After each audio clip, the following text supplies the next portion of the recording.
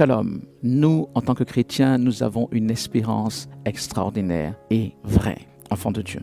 Prenons nos Bibles. En Thessaloniciens, le chapitre 4, le verset 14. Car si nous croyons que Jésus est mort et qu'il est ressuscité, croyons aussi que Dieu ramènera par Jésus et avec lui ceux qui sont morts. Jésus-Christ est ressuscité, enfants de Dieu. C'est l'essentiel de notre foi chrétienne, n'est-ce pas? Lorsque nous parlons de résurrection, et en particulier, naturellement, la résurrection de notre Seigneur Jésus-Christ, notre humanité peut nous jouer des tours. Nous pouvons être malheureusement remplis de doutes. Eh bien, cela a été le cas même des disciples du Seigneur, qui pourtant avaient cheminé avec lui 3 ans et des poussières, qui avaient été utilisés dans son onction, qui avaient vu toutes sortes de choses qu'il avait faites, même des résurrections. Et je disais, et pourtant, lorsqu'il s'agissait de croire à sa résurrection, ils eurent des doutes, parce que malheureusement, c'est le fait de notre chair. Mais leurs doutes furent totalement dissipés quand le Seigneur Jésus en personne se présenta à eux après sa mort. Et il se présenta à eux bel et bien vivant, c'est-à-dire ressuscité. La Bible témoigne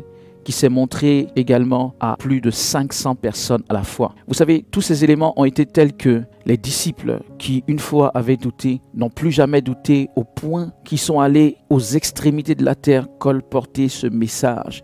Jésus-Christ est ressuscité. Ils sont allés le colporter même au péril de leur vie. Plus rien ne les arrêtait. On ne parle donc plus de doute. Je répète, ils n'avaient même plus peur donc de la mort. Jésus-Christ est ressuscité. Pourquoi? Parce qu'il est vivant. Il est vivant aujourd'hui. Il se manifeste encore aujourd'hui dans la vie de qui que ce soit, l'accepte, dans la vie de qui que ce soit, se rapproche de lui, et même dans la vie de ceux qui ne se rapprochent pas. Pendant qu'on y est, le Seigneur agit dans les vies de ces personnes pour qu'ils puissent se rapprocher de lui. Voyez-vous, la Bible dit que donc si Jésus-Christ est ressuscité, nous aussi, nous le serons. Enfants de Dieu, quelle formidable espérance, quelle extraordinaire espérance, et même la plus grande espérance qu'un homme puisse avoir. Parce que la mort arrête tout. Quel que soit ce que tu es, quel que soit ce que tu as fait, quel que soit ce que tu pensais faire, la mort, en principe, arrête tout en ce qui te concerne. Mais voilà, nous avons l'espérance unique et extraordinaire de ce que nous triomphons même de la mort et que nous ressuscitons par Jésus-Christ. Waouh! Enfants de Dieu, non seulement c'est une espérance extraordinaire, la plus belle qui soit, mais c'est une espérance vraie. Nous serons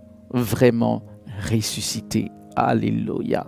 Gloire à Dieu. Enfant de Dieu, tu dois donc te réjouir, qu'il s'agisse de toi, qu'il s'agisse d'autres personnes que tu aurais connues, qui sont décédées dans le Seigneur, qu'il s'agisse de personnes que tu connais actuellement et qui pourront donc décéder avant que le Seigneur ne revienne. En toutes ces choses, nous devons être remplis de joie, parce qu'au nom de Jésus, nous ressusciterons tous avec Jésus-Christ. Alors, enfants de Dieu, réjouissons-nous. Laisse-moi donc prier en cette heure, et tu peux prier avec moi. Nous allons prier pour rendre grâce à Dieu de cette forte, formidable, extraordinaire espérance et vraie. Prions. Seigneur Père, je te rends grâce, je te bénis de ce que tu nous accordes, cette grâce extraordinaire, unique, irremplaçable, de la résurrection avec ton Fils qui est ressuscité, avec le Seigneur Jésus qui est ressuscité et bel et bien vivant aujourd'hui, au siècle des siècles. Nous te célébrons de ce que, en effet, cette vie, tu la ramènes dans nos corps, dans nos vies, dans nos cœurs, dans nos esprits, même étant sur la terre. Et je te bénis de ce que tu le fasses ainsi pour ton fils, ta fille qui m'écoute en ce moment et qui fait cette prière avec moi. À toi seul soit la gloire. Béni sois-tu, parce qu'il en est ainsi. Et nous nous réjouissons en toi, dans l'autorité du nom de Jésus. Nous disons Amen.